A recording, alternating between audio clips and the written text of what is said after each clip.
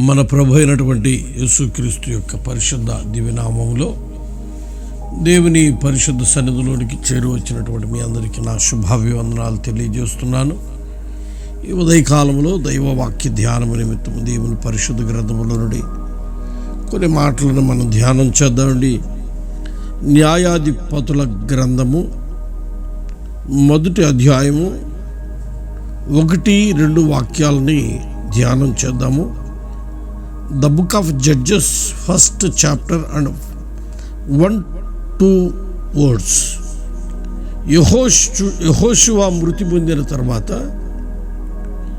ఇశ్రాయేలీలు కనానీయులతో యుద్ధము చేయుటకు తమలో ఎవరు ముందుగా వారి మీదకి పోవలసినది యెహోవా తెలియజేయునట్లు ప్రార్థన చేయగా, యెహోవా ఆ దేశమును యూదా వంశస్థుల కిచ్చుచున్నాను, వారు పోవాలని సెలవిచ్చను. దేవునికి స్తోత్ర. పిల్లరా, ఓ ఆశ్చర్యకరమైన సంగతి ఏమిటంటే, దైవజనుడైనటువంటి నాయకుడైనటువంటి మోషే మృతి పొందాడు. ఆ తర్వాత వచ్చినటువంటి యెహోషువ కూడా మృతి పొందాడు. ఇప్పుడు మృతి పొందారు. ఇప్పుడు వాళ్ళ మార్గములో కనానీయుల మీదకి యుద్ధానికి వెళ్ళాల. ఈ యుద్ధములో ఎవరు వెళ్ళాల? కనానీయుల మీదకి ఎవరు వెళ్ళాల? ఓ సందర్భం మనం చూస్తుంటే ఎవరు వెళ్ళాలో అర్థం కాక ఇప్పుడు ప్రభు దగ్గరికి వచ్చి దేవుని సన్నిధిలో ప్రార్థన చేయటం ప్రారంభించారు. ప్రభువా, ఎవరు వెళ్ళాలయ్యా, ఎవరు వెళ్ళాలని దేవుని సన్నిధిలో దేవుని పరిశుద్ధ పాదాల చెంత విచారణ చేస్తూ ఉన్నారు. శ్రేష్ఠుడైన దేవుడు వారితో మాట్లాడుతున్నటువంటి మాట ఏమిటంటే, యూదా వారి మీద యుద్ధం చేయుటకు ముందు వరుసలో యూదా వారిని ఉంచండి అంటున్నాడు. నిజమే, యుద్ధానికి వెళ్ళాలి అంటే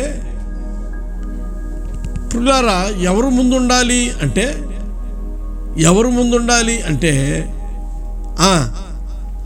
ధైర్యశాలు ఉండాలా, లేకుంటే యుద్ధ నైపుణ్యత కలిగినటువంటి వాళ్ళు ఉండాలా, యుద్ధములో ఆరితేరిన వాళ్ళు ఉండాలా? ఇప్పుడు ఎవరు వెళ్ళటానికి ముందుకు రావట్లా, నేను వెళతాను అని ఎవరు ముందుకు రావట్లా. యుద్ధంలో కనానీయుల మీదకి యుద్ధానికి వెళ్ళడానికి ఎవరు ముందుకు రాని పరిస్థితిలో ఇప్పుడు దేవుని సన్నిధిలోనికి వెళ్ళి ప్రార్థన చేస్తూ విచారిస్తున్నారు, మొరపెడుతున్నారు. ప్రభువా, ఎవరు మాలో ఈ 12 గోత్రాలలో ఎవరు ముందు వరుసలో ఉండాలి, ఎవరు వారి మీదకి యుద్ధానికి వెళ్ళాలి అని ప్రార్థన చేస్తుంటే దేవుడు అంటున్నాడు, యూదా వారిని ముందుగా వాళ్ళని పంపించండి అంటున్నాడు. నిజమే, యూదా వారు ప్రేమైనటువంటి వారులారా కనానీయుల మీదకి యుద్ధానికి వెళ్ళారు గనక శ్రేష్ఠుడైన దేవుడు గొప్ప కార్యం చేసి ఆ యుద్ధములో గొప్ప జయాన్ని అనుగ్రహించాడు. ఈరోజు ప్రియమైనటువంటి వారులారా, మన ఎదుట ఒక యుద్ధం ఉంది. బైబిల్ చెబుతుంది కదా, మనం పోరాడున్నది మనుషులతో కాదు కానీ అంధకార సంబంధమైన లోకనాథులతోనూ, ఈ లోకనాథులతోనూ, అధికారులతోనూ, ప్రధానులతోనూ, ప్రస్తుత అంధకార సంబంధమైన లోకనాథులతోనూ, ఆకాశమండలముందున్న దురాత్మలతోనూ మనం పోరాడుతున్నాము అని వాక్యము చాలా తేటగా సెలవిస్తుంది. మనకి ఒక పోరాటం ఉంది. ఆత్మీయులైనటువంటి ప్రతివాడు పోరాడాల. ఇప్పుడు ఈ పోరాటంలో ఎవరు ముందు వెళ్తే జయం కలుగుతుంది, ఎవరు ముందు వెళ్ళాల అని ఓ పెద్ద సమస్య. దేవుడే అంటున్నాడు, యూదా వారిని పంపించండి ముందు. నిజమే, మన జీవితాలలో యూదా వారు ముందు వెళ్ళుటను బట్టి ఇజ్రాయేలీల వారికి గొప్ప జయాన్ని, మహిమ కలిగిన దేవుడు అనుగ్రహించాడు. ఈరోజు ప్రేమైనటువంటి వారలారా, అపవాది అల్లరి శక్తులు ఆకాశ మండలం ముందున దురాత్మ సమూహాల మీద మనం యుద్ధం చేస్తున్నాం. ఈ యుద్ధములో మనము ప్రేమైనటువంటి వారలారా, మనకి జయము కావాలి అంటే ఎవరు ముందుండాలంట? యూదావారు. యూదావారు అంటే అర్థం ఏమిటంటే, యూదా అంటే స్తుతి. బైబిల్లో మనం చూస్తూ ఉంటే లేయా తనకు ఒక కుమారుని కని ఏమని పేరు పెట్టుకుంది? యెహోవాను నేను స్తుతించదును అని. యెహోవాను నేను స్తుతించదును అని చెప్పేసి ఆ మంచి పేరుని ప్రేమైనటువంటి వారలారా తన కుమారుడికి పెట్టుకుంది. యూదా అంటే స్తుతి. అదే ఆదికాండం 29వ అధ్యాయంలో 35వ వాక్యంలో ఆ మంచి మాట రాస్తుంది ప్రేమైనటువంటి వారలారా. యూదా అనగా స్తుతి. నిజమే, మన జీవితాలలో యూదా వారు ముందుండుటను బట్టి ఆ గొప్ప జయాన్ని శ్రేష్ఠుడైన దేవుడు అనుగ్రహించాడు. యూదా వారు లేకుండా చేయాలని సాతానుడు చూస్తూ ఉన్నాడు. యూదా అంటే అర్థం ఏమిటంటే దేవుని బిడలే. కానీ చాలామంది వారి జీవితాల్లో ఏముండట్లేదంటే స్తుతి ఉండట్లా. స్తుతి మన జీవితాలలో మన పరిస్థితులను అద్భుతంగా మారుస్తుంది, మన పరిస్థితులను దీవెనకరంగా మారుస్తుంది. స్తుతి చేసే వారిని ముందు పెట్టాలా? స్తుతించే వారికే మహిమ కలిగిన దేవుడు జయం ఇస్తాడు. ఈరోజు నీ జీవితంలో ఎందుకు అపవాది మీద జయం రాకుండా పోతుంది? ఎందుకు శత్రువు మీద నీ జయం పొందలేకుండా పోతున్నావంటే నీ నోటిలో స్తుతి ఉంటుందా? మనకు బాగా తెలుసు, దావీదు తన జీవితంలో ఎక్కడికి వెళ్ళినా కానీ మహిమ కలిగిన దేవుడు దావీదుకి గొప్ప జయాన్ని ఇస్తూనే ఉన్నాడని వాక్యం సెలవిస్తుంది. ఎందుకు దావీదుకి శ్రేష్ఠుడైన దేవుడు జయాన్ని ఇస్తున్నాడంటే దావీదు తన జీవితంలో ఎల్లవేళలా స్తుతి కలిగినటువంటి వాడు, తన నోటిలో స్తుతి ఉన్నటువంటి వాడు, ఎల్లవేళలా స్తుతి చేయువాడు. అందుకే దావీదు తన కీర్తనలో ప్రేమైనటువంటి వారలారా స్తుతి, స్తోత్రము, కృతజ్ఞత, స్తోత్రము, స్తుతి అనేటటువంటి మాట లేకుండా ఇంచుమించుగా ఏ కీర్తనను అతడు ముగించలేదండి. కారణం ఏంటంటే ఆయన స్థితిని మార్చింది స్తుతి. మన స్థితిని మార్చేది స్తుతి. మనము ఎందుకు దయగలిగిన దేవుడు ఇశ్రాయేలీయులలో 12 మంది యూదా గోత్రకర్తలు ఉన్నా కానీ ఎందుకు యూదా వారినే ఎందుకు దేవుడు ముందు పంపించాడు అంటే యూదాలో ఏముందంటే స్తుతి ఉంది.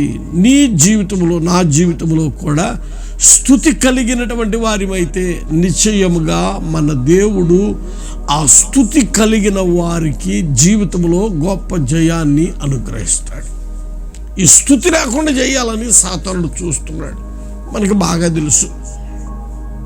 మొర్దెకై అదిగో అశూషణ కోటలో ఉన్నాడు. అందరూ నమస్కారం చేస్తున్నా కానీ హామాను వస్తుంటే మొర్దెకై వంగట్లేదంట, నమస్కారం చేయట్లేదంట. కారణం ఏంటంటే నేను యూదుడను అంటున్నాడు. నేను యూదుడను, ఆ విధముగా నేను చెయ్యజాలను అంటున్నాడు. వెంటనే హామాను యూదా వారందరినీ లేకుండా చేయాలని ప్లాన్ చేసుకున్నాడు.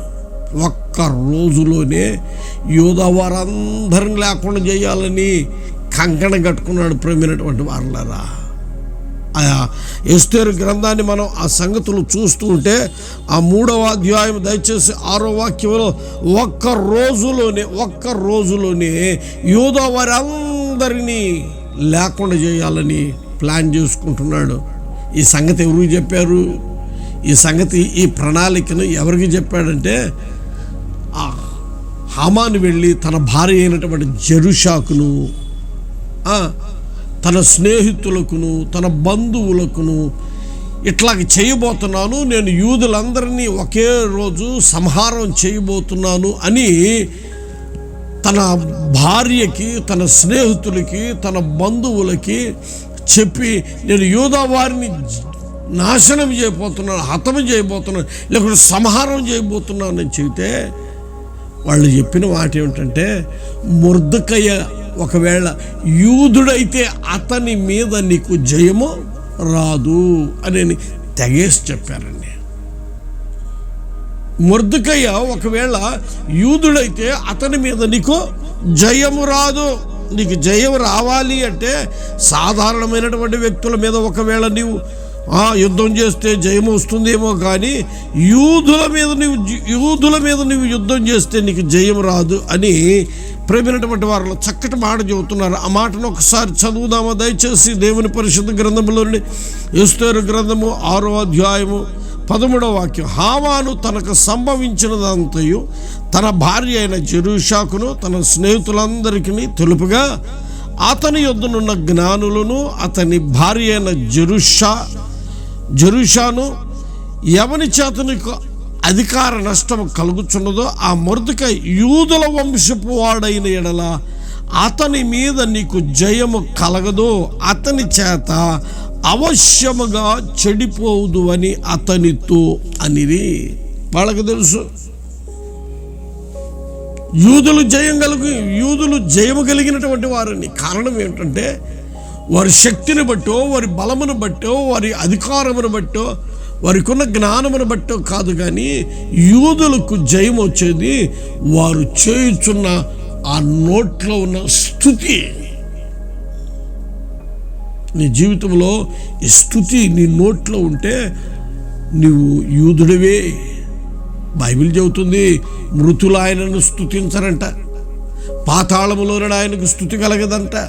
ఎవరు స్తుతిస్తారు? సజీవులే కదా నిన్ను స్తుతించేదని వాక్యం చాలా తేటగా సెలవిస్తుంది. ప్రియులారా, నీ జీవితంలో అద్భుత ఆశ్చర్య కార్యాలు చవి చూడాలి అంటే ప్రభు పరిశుద్ధ పాదాల చెంతకు వచ్చిన నీవు నోరు తెరచి ప్రభువుని స్తుతించే అనుభవంలోనికి రా. చాలామంది అనుకుంటున్నారు స్తుతి, స్తోత్రం, హల్లెలూయా అంటే ఇదేదో పెంతుకోస్తోళ్ళది. బైబిల్లో రాసింది స్తోత్రం చెప్పమని. యెహోవాను స్తుతించుట మంచిది, యెహోవాను స్తుతించుట మంచిది, యెహోవాను స్తుతించుట మంచిదని రాస్తే చాలా ఎన్ని మార్లు రాసిందండి. మంచిదైన దాన్ని మనం ఎందుకు చెప్పలేకపోతున్నావు? స్తుతి, స్తోత్రం, హల్లెలూయా అని ఎందుకు ప్రభువుని స్తుతించలేకుండా పోతున్నావు? అదిగో అందును బట్టే కదా నీ జీవితంలో అపజయాలు కలుగుతున్నాయి. వాక్యాన్ని మనం చూస్తుంటే పౌలు శీలను బాగా పట్టుకొని కొట్టి రక్తం ఓడుతుంటే తీసుకొని వెళ్ళి చెరసాల్లో వేశారు. అర్ధరాత్రి దాటిన తర్వాత వాళ్ళు ఏం చేశారు మనకు తెలుసు. ప్రార్థన చేసి పాడి స్తుతించుటకు మొదలుపెట్టారు. ఆశ్చర్యం ఏమిటంటే వారిని బంధించినటువంటి ఆ చెరసాల పునాదులతో కదిలిపోయి తలుపులు గడియలు తెరుచుకొని గందరగోళం అయిపోయింది. ఎక్కడుంది శక్తి? ఎక్కడుంది జయము? స్తుతిలో ఉన్నది. నీ జీవితంలో ఒకవేళ ఓడిపోతున్నావు పరిస్థితుల మీద, స్థితిగతుల మీద, ప్రేమైనటువంటి వారి అపవాది మీద నువ్వు ఓడిపోతున్నావేమో, జాగ్రత్త. ప్రభు పాదాల చెంతకు రా. ప్రభు దయగలిగిన పాదాల చెంతకు నువ్వు వచ్చి ప్రభుని నీ నోరు తెరిచి ప్రభు సన్నిధిలో ఆయనను నోరారా స్తుతించు. నీ జీవితంలో నా ప్రభు బలమైన కార్యాలు చేస్తాడు. ఎందుకు దేవుడు ప్రేమైనటువంటి వారలారా ఇశ్రాయేలీయుల వారికి యుద్ధం చేయటానికి ఎందుకు ముందు పెట్టాడు యూదా వారిని అంటే, యూదాలో ఏముందంటే స్తుతి ఉంది. యూదాలో స్తుతి ఉంది. స్తుతి ఉంది కనుకనే యూదా వెళుతున్నటువంటి ప్రతి స్థలములో మహిమ కలిగిన దేవుడు జయాన్ని ఇస్తున్నాడు. నీ జీవితంలో స్తుతి ఉందా? నీ నోటిలో స్తుతి ఉందా? నీ జీవితంలో స్తుతి ఉందా? నా దేవుడు నీ పక్షాన అద్భుతాలు చేస్తాడు. స్తుతి లేకుండా ఎప్పుడు సనుగులు సంశయాలు ఉంటున్నాయా? సనుగులు సంశయాలు ఉంటే ఉంటుంది. ఇక్కడ ఎవరి మధ్యలోనైతే సనుగులు ఉంటాయో, ఎవరి మధ్యలోనైతే సంశయాలు ఉంటాయో, ఆ సనుగులు సంశయాలు ఉన్నటువంటి వారి జీవితంలో శాపమే మిగిలిపోతుంది, కన్నీరే మిగిలిపోతుంది, ఉగ్రతే మిగిలిపోతుంది. అంత మాత్రమే కాదు, కీడే మిగిలిపోతుంది, తెగుళ్ళు మిగిలిపోతున్నాయి. ప్రేమైనటువంటి వారులారా, ఈరోజైనా మన జీవితంలో ప్రభు పరిశుద్ధ పాదాల చెంతకు చేరి వచ్చినటువంటి మనము ప్రభు సన్నిధిలో స్తుతించేటటువంటి అనుభవములోనికి మనం వచ్చుదుముగాక. స్తుతిని నోట్లో ఉంటే, స్తుతిని జీవితంలో ఉంటే నీ స్థితిని మార్చగలిగింది స్తుతి, నీ పరిస్థితులను మార్చగలిగింది స్తుతి. అందుకే మహిమ కలిగిన దేవుడు యుద్ధానికి వెళ్ళేటప్పుడు ఈ 12 గోత్రాల వారిలో దేవుడు చెబుతున్నాడు, యోధా వారిని ముందు పెట్టండి. ఎందుకు పెట్టాలా? ఏమీ చెయ్యకపోయినా కానీ యోధా వారి నోటిలో ఎన్నడూ స్తుతి ఉంటుంది గనక ఆ స్తుతి ఉన్న స్థలములో గొప్ప జయం ఉంటుందని మహిమ కలిగిన దేవుడు బాగుగా ఎరిగిన వాడై, అదిగో యోధా వారిని ముందు పెట్టమంటున్నాడు. యోధా వారిని ముందు పంపించండి, యోధా వారు మీకంటే ముందుగా వెళ్ళాలి అని కనికర సంపన్నుడైన దేవుడు చెబుతూ ఉన్నాడు. నీ జీవితంలో స్తుతి కలిగి సమస్యలను చూచి వెనుదిరగకు, పరిస్థితులను చూచి వెనుదిరగకు. ప్రభు దయగలిగిన పరిశుద్ధ పాదాల చెంత నీవు ఏ స్థితిలో ఉన్నా కానీ ఆ స్థితిలో నువ్వు ప్రభువుని స్తుతించగలిగిన అనుభవము నీకుంటే చాలు. నా దేవుడు నీ జీవితంలో అద్భుతకరమైన కార్యాలు చేయగలిగిన వాడు. స్తుతి చెల్లించగలవా? బైబిల్ చెబుతుంది, దైవవాక్యం సెలవిస్తుంది. కీర్తనల గ్రంథము దయచేసి ప్రవీణటువంటి వారిలో 50వ కీర్తనలో ఓ మంచి మాటను నేను మీతో పంచుకోవాలని ఆశపడుతున్నాను. దైవ గ్రంథములోని 50వ కీర్తన దయచేసి 23వ వాక్యాన్ని మనం ధ్యానం చేస్తుంటే అక్కడ వ్రాయబడిన విశేషమైన మాట ఏమిటంటే, స్తుతియాగము అర్పించువాడు నన్ను మహిమపరుచుతున్నాడు, నేను వానికి దేవుని రక్షణ కనబరుచున్నట్లు వాడు మార్గమును సిద్ధపరుచుకొనెను. స్తుతియాగం చేయువాడు దేవుని మహిమపరుచుచూ ఉన్నాడంట. పిచ్చికేకలేలా దేవుని స్తుతించారు. ఆ ఎరికో కోట గోడల దగ్గర నిలిచి. అందుకే శ్రేష్ఠుడైన దేవుడు ఇదిగో ఇశ్రాయేలీల వారికి గొప్ప జయాన్ని ఇచ్చాడు. ఏ పరిస్థితుల్లో నీవు ఓడిపోతున్నావో, ఏ స్థితిలో ప్రేమైనటువంటి వారలారా నీ స్థితిగతులు దిగజారిన అనుభవంలో ఉన్నాయో, నేనంటాను ప్రభు సన్నిధిలో చేరి నువ్వు స్తుతించగలిగిన వ్యక్తివైతే నా దేవుడు నీ జీవితంలో అద్భుతాలు చేస్తాడు. నువ్వు ఓడిపోతున్న ప్రతి సందర్భంలో ప్రభువుని స్తుతించగలిగిన అనుభవం కావాలి. ప్రభువుని నువ్వు స్తుతించగలిగితే నా దేవుడు నిశ్చయముగా నీ జీవితంలో గమనించు, నువ్వు ఓడిపోతున్నావు. పరిస్థితుల మీద, స్థితిగతుల మీద ఓడిపోతున్నావేమో, కానీ ప్రభు సన్నిధిలో నీవు నిలిచి ఆయనను స్తుతించగలిగిన అనుభవంలోనికి రాగలిగితే చాలు. నా దేవుడు నీ జీవితంలో ఓడిపోతున్న ప్రతి సందర్భంలో ప్రభువుని స్తుతించుతుండగా నా దేవుడు నీకు జయాన్ని ఇస్తాడు. అందుకే బైబిల్ రాస్తుంది అక్కడ కీర్తన గ్రంథం 50:23వ వాక్యంలో ఏమని రాస్తున్నాడు? స్తుతియాగము చేయువాడు దేవుని మహిమపరుచుచున్నాడు. నేనంటాను దేవుని మహిమపరిచే వానిని ఆయన ఎన్నడూ కూడా శత్రువుకు అప్పగించడు, నష్టమునకు అప్పగించడు, అవమానమునకు అప్పగించడు, కీడుకు అప్పగించడు. నా దేవుడు నీ జీవితంలో మహా అద్భుతములను చేయబోతున్నాడు గనక ప్రభునటువంటి వారలారా నీ జీవితంలో నీ నోటిలో స్తుతి స్తోత్రం దిగదగోరుతుంది. ప్రభు వాక్యాన్ని మనం ధ్యానం చేస్తుంటే ఓ విశేషమైన మాట, అసలుకి దేవుడు మనిషిని ఎందుకు నిర్మించాడు అని వాక్యాన్ని మనం ధ్యానం చేస్తుంటే ప్రవీణటువంటి వారిలో ఓ శ్రేష్టమైన మాటని చెప్పి నేను ముగిస్తా. యెషయా గ్రంథము 43వ అధ్యాయము 21వ వాక్యం, నా నిమిత్తము నేను నిర్మించిన జనులు నా స్తోత్రమును ప్రచురము చేయుదురు. దేవుడు అసలుకి ఎందుకు మనుషుల్ని నిర్మించాడంటే, ఎందుకు నిర్మించాడు?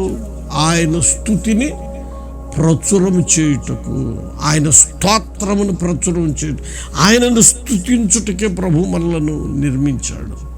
చాలామంది స్తుతి అన్నా, స్తోత్రం అన్నా, హల్లెలూయా అన్నా క్రైస్తవులే, ప్రభువుని ఎరిగిన వారే, రక్షించబడిన వారే, సంఘముగా కట్టబడిన వారే ఎంత మాత్రము స్తుతి, స్తోత్రం, హల్లెలూయా అంటే వాళ్ళకి పట్టదు. కానీ ప్రభు ఎవరిని ముందుంచమంటున్నాడు? యుద్ధానికి వెళ్ళేటప్పుడు యోధా వారిని ముందుంచండి అంటున్నాడు. ఈరోజు ప్రమేనటువంటి వారలారా, స్తుతించుటకు నువ్వు ముందుకు రాగలిగితే, ప్రభుని మహిమపరచుటకు నీవు ముందుకు రాగలిగితే, స్తోత్రయాగం చేయుటకు నీవు ముందుకు రాగలిగితే, నా దేవుడు నీ జీవితంలో గొప్ప జయాన్ని ఇచ్చుటకు ఆయన ఇష్టపడుతున్నాడు. ఆయన కృప మనపై అంతము వరకు నిలుచున్నట్లుగా స్తుతించేటటువంటి మంచి ఆ శ్రేష్టమైన అనుభవంలో అంతము వరకు ప్రభు మనలను స్థిరపరిచి, కాపాడి, భద్రపరిచి, హెచ్చించి వర్ధిల్ల చేయునుగాక. ఆమెన్. ప్రార్థన చేసుకుందాం. దయగలిగిన మా తండ్రి, జీవాధిపతి, మీకు స్తోత్రాలు. మీ ప్రేమ కలిగినటువంటి బాహులో స్వామి, మరో దినాన్ని మీ కృప ద్వారా మీరు మాకు అనుగ్రహించారు. అందును బట్టి మీకు స్తోత్రాలయ్యా. మీరు ఇచ్చినటువంటి ఈ శ్రేష్టమైనటువంటి ఈ దిన ప్రారంభమును ప్రభు మీ సన్నిధిలో నాయన అదిగో ప్రార్థనతోనూ వాక్యముతోనూ ప్రారంభించి ఉన్నాం, స్తుతితోనూ ప్రారంభించి ఉన్నాము నాయన. మా జీవితాలలో ఏ పరిస్థితుల్లో ఓడిపోతున్నామో, మా నోటిలో ప్రభువా మిమ్మల్ని గూర్చిన స్తుతి ఉండుటను బట్టి మా జీవితాలు ఆశీర్వాదకరంగా, మేలుకరంగా, జయకరంగా మార్చబడగలుగుతాయి కనుక అటు అనుభవాల్లో మా జీవితాలను స్థిరపరచండి. వ్యర్థతనంతని తొలగించండి. ఎన్నటన్నిటికీ ప్రభువా మీ స్తుతి ధ్యానము, స్తుతి మాలిక, స్తుతి యాగము మా నోటిలో ఉండి ఎన్నటన్నిటికీ మిమ్మల్ని స్తుతించే ఆ శ్రేష్ట అనుభవాల్లో మమ్మల్ని స్థిరపరచండి అయ్యా. అదిగో ప్రభువా, ఈ దినము కూడా మా బిడ్డలను మీ హస్తాల్లో సమర్పిస్తున్నాను. ఈ దినమంతయు శ్రేష్టమైన, ఉన్నతమైన మీ కృపలతో మా బిడ్డలను భద్రపరచండి, క్షేమంతో నింపండి, వ్యాధి రోగ బలహీనతను తొలగించండి. చిన్న బిడ్డలు మొదలుకొని వృద్ధాప్యంలో వినటువంటి వృద్ధుల వరకు కావాల్సిన ఆరోగ్యమును దయచేయండి. బిడ్డల చుట్టూ, కుటుంబాల చుట్టూ అగ్ని ప్రాకారముగా మీరు నిలిచిండి కార్యాలు చేయమని మీ సన్నిధిలో వేడుకొంచున్నాం. మహనీయుడా, సహాయం చేయండి, మీ బిడ్డలు దీవించండి. నానాటికి ప్రభువా మీరు అభివృద్ధి కలగచేసి ఫలప్రదముగా మార్చమని మీ సన్నిధిలో వేడుకొంచున్నామయ్యా. ఇదిగో ప్రభువా, ఈ దినము నాయన మా బిడ్డల యొక్క రాకపోకట్లో, వ్యాపారాల్లో, చేతి వృత్తుల్లో తండ్రి ఇదిగో ప్రభు వారి కష్టార్జితం అంతటిలోనూ, వారి పాడి పంటనంతటిని మీరు దీవించండి. వారి ఉద్యోగాలన్నింటిలో ప్రభువా విశేషమైన మీ కృపనిచ్చి కాపాడి, బలపరిచి, స్థిరపరిచి, ఏ విధము చేతనైనను ఎన్నటన్నిటికీ మా నోటిలో అయా మీ స్తుతిని ఉంచబడిన వారిమై పరిస్థితులపై ఏ ఏ పరిస్థితుల్లో ఓడిపోతున్నామో ఆయా పరిస్థితుల్లో మీరే నిశ్చయముగా మిమ్మల్ని స్తుతించుచుండగా మీరిచ్చిన జయమును బట్టి మీకే కృతజ్ఞతలు, స్తోత్రాలు చెల్లిస్తూ ఇది మొదలుకొని ఇంకొన్ని శ్రేష్టమైన దీవెనలతో ఫలప్రదంగా మార్చమని యేసు నామమున ప్రార్థించున్నాము తండ్రి. ఆమెన్. మన ప్రభు అయినటువంటి యేసు క్రీస్తు వారి కృప, తండ్రి అయిన దేవుని ప్రేమ, పరిశుద్ధాత్మని యొక్క సహవాస సన్నిధినిత సమాధానము ఆయన సన్నిధిలోనికి చేరి వచ్చిన మనందరికీ సదాకాలము తోడైంది. ఆయన రాజ్యము కొరకు, రాకడ కొరకు సిద్ధపరిచి స్తుతి చేయు వారిగా నిలిపి సమస్త విషయాల్లో ప్రభువే మనకి జయమునిచ్చి నడిపించునుగాక. ఆమెన్. Praise the lord.